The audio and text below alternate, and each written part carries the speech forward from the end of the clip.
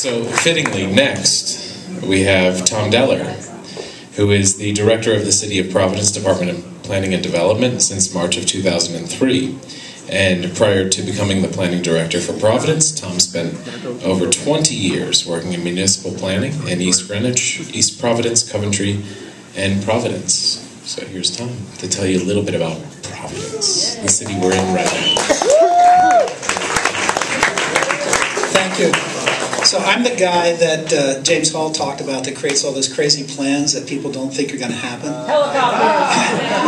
Today it's hot air balloons.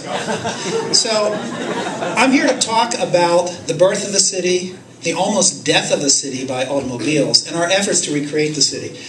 This is the first subdivision in the state of Rhode Island. When Roger Williams arrived from Massachusetts, he was thrown out because of his beliefs. He came here in 1636. In 1900s, Providence was a city of 250,000 people, one of the top 10 richest cities in the country, not in the state, in the country. We were an industrial city, jobs everywhere, great urban vitality and life. Here we see Upper South Providence, Rhode Island Hospital, fitting into a neighborhood setting. You can see it here, but here we are with the industrial growth of the Jewelry District. We were very urban. We were very appreciative of what our neighborhoods were like. We respected who we were.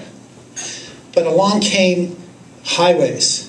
1959, the beginning of Interstate 95.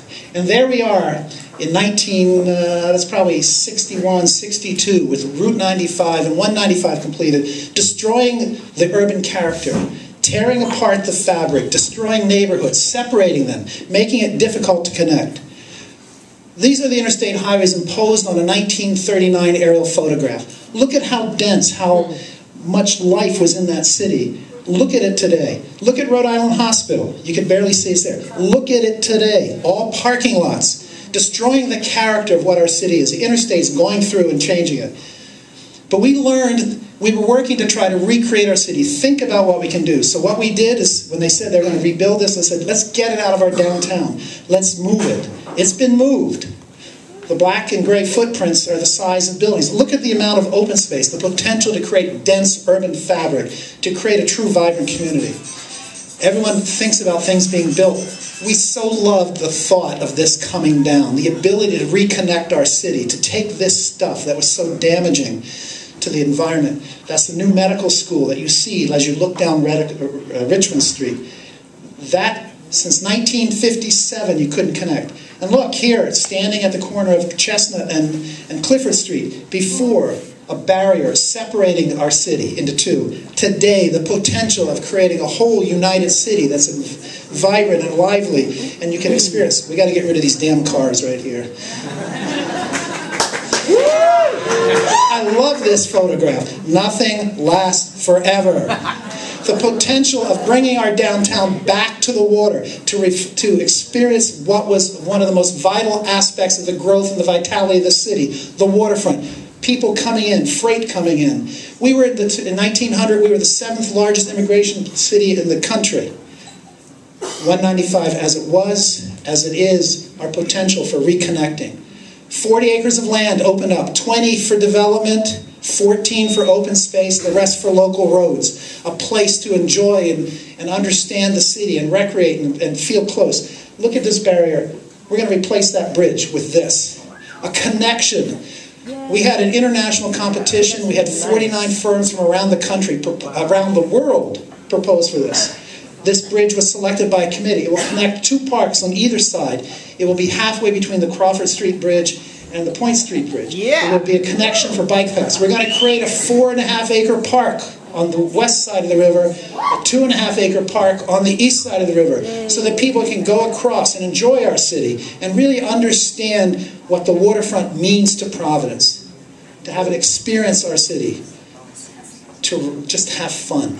Yeah. We were the creative capital 100 years ago. Many of the companies out there today that exist, the products we use daily, started here in Providence. We're going to be the creative capital again. This map shows the areas where we're going to try to grow jobs, building on the businesses the companies, the industries that are here.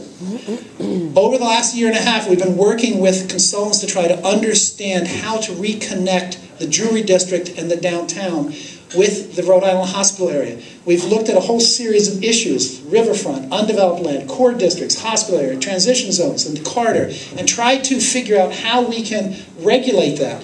This is our first attempt to try to figure out how to not only regulate, but encourage the potential for development in the city so that we can grow jobs, grow housing, and grow places that people want.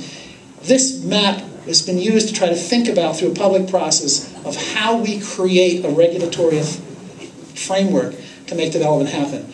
We've taken that down and broken it down into a series of areas. So we have true waterfront areas, we have gateway areas, we respect the hospital, we have neighborhood institutions and schools, transition zones that reflect the residential character versus an institutional use.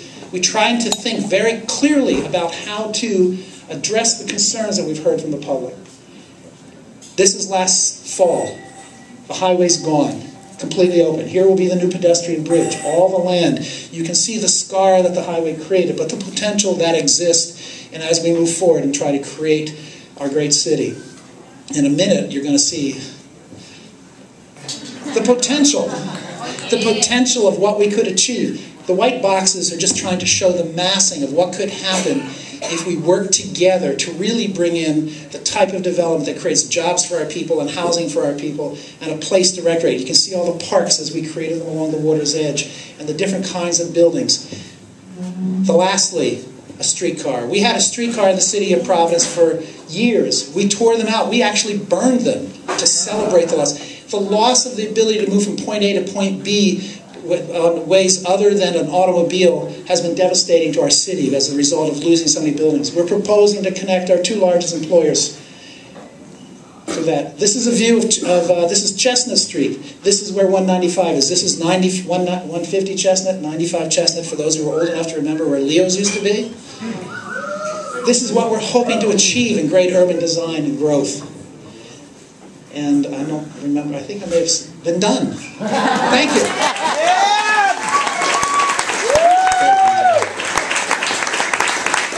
James, I'm really surprised to see that there were no helicopters or monorails. I didn't have time to draw them. I thought James said that was going to happen in every rendering. That was great. Thank you, Tom.